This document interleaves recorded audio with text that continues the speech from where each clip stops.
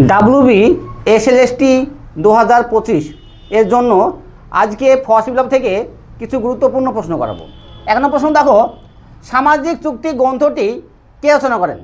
সামাজিক চুক্তি গ্রন্থটি রচনা করেন ফরাসি দার্শনিক রুশো।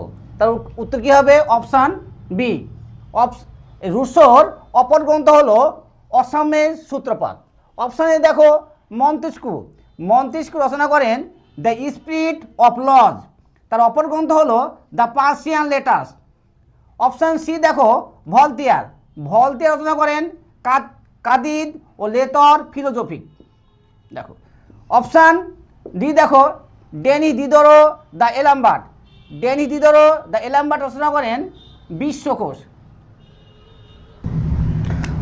2 নম্বর প্রশ্ন দেখো, ফরাসি বিপ্লবের প্রাক্কালে ফ্রান্সে প্রচলিত আয়করের নাম কি?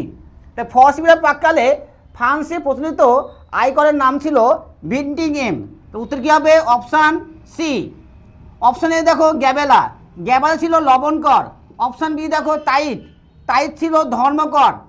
অপশান ডি দেখো টেইলি ছিল ভূমিকর। করভি ছিল বেগাশ্রম। কন্টাক ও পয়সি ছিল স্বেচ্ছাকর।